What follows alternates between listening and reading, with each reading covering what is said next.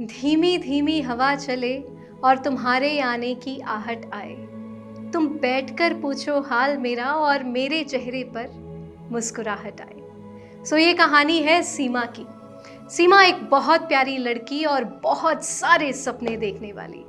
पर इंसान जब सपने देखता है ना, तो दो तरीके की हिम्मत उसे ज़रूर बना लेनी चाहिए। एक उसे पूरा करने की, और दूसरा जब वो सपने टूटते हैं उसको सहने की। पर फिलहाल सीमा की ज़िंदगी में ऐसा कुछ नहीं हो रहा था, क्योंकि वो बहुत हैप्पी गो लकी किस्म की लड़की थी। पूरी वाइफ मटेरियल थी, सुंदर सुशील, पर उसको बॉलीवुड की ना लव स्टोरीज बहुत फैसिनेट करती थी। शुरू से उसको ये लगता था कि एक सुंदर सा लड़का मिल जाए और लाइफ सेट हो जाए। एक दिन सीमा के लिए एक रिश्ता आता है, राहुल का। माँ लेकर आती है और माँ कहती है कि तुम्हारी उम्र हो गई है अब शादी की, तो कर लो। तो सीमा ने आज तक माँ की बात नहीं टाली थी, तो आज कैसे टाल देती। सीमा ने भी लड़के से मिलने के लिए हाँ कर दी। अगले दिन अपनी दोस्त के पास गई तो पूछती कि सुंदर होगा तो दिख जाएगा, पर मेरी इज्जत करेगा कि नहीं मैं कैसे पहचानूंगी। तो दोस्त ने एक सलाह दी, कहती तुम सिर्फ इतना देखना कि वो अपने आसपास लड़कियों को कैसे पुकारता है, उनको कैसे इज्जत देता है, उनसे कैसे बात करता है, तुम्हें पता चल जाएगा।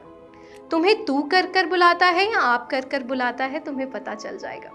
तो सीमा ने भी ये बात पल्ले बांधी और चल दी उसको मिलने। सीमा मिलती है राहुल से। राहुल वैसा ही था जैसे वो बॉलीवुड की कहानियों में देखती थी। सुंदर था, हैंडसम था, सरकारी नौकरी करता था और खूब सारा पैसा था। पर राहुल के पास सबसे बड़ी दौलत नहीं थी, उसके माँ बाप। राहुल को उसकी बहन ने पाला था, और जब एक बहन अकेली अपने भाई को पालती है तो भाई की आंखों में उसके लिए इज्जत ना हो तो क्या होगा। सीमा की चेकलिस्ट में पहली चीज तो टिक हो चुकी थी कि राहुल एक बहुत ही खूबसूरत और बहुत ही हैंडसम लड़का था, और दूसरी ये कि वो औरतों की इज्जत करना भी बहुत बाखूबी जानता था। सीमा ने घर आकर बहुत सोचा और अपनी माँ को इस रिश्ते के लिए हाँ कर दी। राहुल से थोड़ी बातचीत कर उसे पता चल गया था कि राहुल साथ निभाने वाला इंसान है। शादी हो गई और सीमा की नई कहानी शुरू हो गई। एक औरत की जिंदगी में बहुत से पड़ाव आते हैं, और वो बहुत से पड़ाव नई शुरुआतें होती हैं। एक शुरुआत तब थी जब सीमा एक घर की बेटी थी। एक शुरुआत तब थी जब आज सीमा एक घर की बहू है और राहुल की पत्नी है। सीमा की वो फेरी टेल शुरू हो चुकी थी। शुरू से जैसा चाहती थी वैसा उसे मिल गया था। घर को अपने चार्म से उसने बहुत चार्मिंग बना दिया था। उस घर में दो जन रहते थे और अपनी अपनी जिंदगी जीते थे। हाँ, अपनी अपनी जिंदगी। राहुल अपने काम में बहुत मशरूफ रहता था और सीमा पूरे दिन उस घर को संवारने में। पर उस घर को क्या संवारे इंसान जब उस घर में रोज कुछ ना कुछ टूटता हो। सीमा की चेकलिस्ट में दो चीजें टिक हो चुकी थी, पर राहुल के पास सीमा के लिए टाइम नहीं था। मशरूफ होना अच्छा होता है जनाब, पर रिश्तों के लिए मशरूफ होना सही नहीं होता। नई शादी थी तो सीमा के मन में भी बहुत सारे सपने थे, बहुत सारी आशाएं थी। बैठकर बातें करना, छोटी छोटी चीज़ों में ना एक औरत बहुत सारी खुशियां ढूंढ लेती है। पर सीमा वो खुशियां ढूंढ ही रही थी, मिल नहीं रही थी। प्यार जैसा फिल्मों में देखा था वैसा तो नहीं था, पर प्यार की नई परिभाषा सीख रही थी सीमा। रोज सुबह उठती थी, पत्नी का फर्ज निभाती थी। रोज सुबह उठकर राहुल को जो चाहिए होता था वो देती थी, और राहुल की इसी निर्भरता को सीमा ने प्यार मान लिया था। रोज इसी तरह उसकी जिंदगी बीत रही थी। हंसती खेलती फूल सी सीमा अब चुप हो चुकी थी। एक औरत मर्द से तब तक शिकायत करती है जब तक वो सुनता है, उस शिकायत को समझता है, पर जब वो उसको अनसुना कर दे तो वो कहना बंद कर देती है। सीमा राहुल को बहुत सारा प्यार देना चाहती थी, जो राहुल शुरू से नहीं पा सका। पर राहुल अपनी बाहें खोलता तो कुछ होता ना। एक दिन राहुल आता है और सीमा को एक और उलझन में डाल देता है। राहुल कहता है कि सीमा जल्दी जल्दी सब कुछ पैक कर लो, मेरा तबादला हो रहा है, हम जेल जा रहे हैं। सीमा ने सोच लिया था कि पैकिंग तो कर लूँगी, साथ में अपने सपने, आशाएं, उम्मीदें जो इस शादी से थी वो शायद यहीं छोड़कर जानी पड़ेंगी। क्योंकि राहुल तो बदलने वाला था नहीं।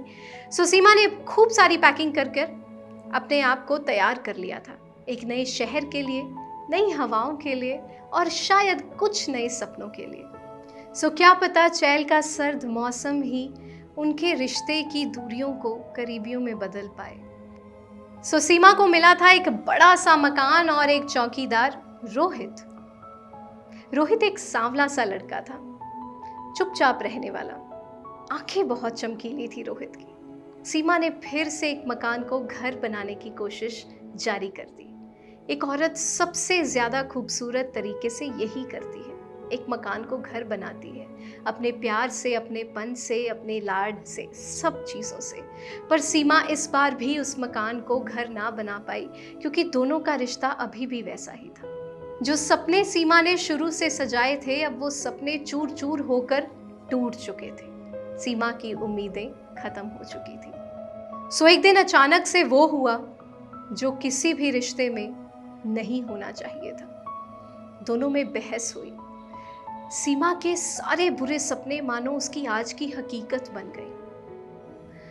सीमा बहुत कोशिश करती थी कि उन दोनों में लड़ाई ना हो, लड़ाई का कोई भी कारण वो उन दोनों में नहीं आने देती थी, पर आज वो उस चीज को भी नहीं बचा पाई और राहुल का हाथ उठ गया।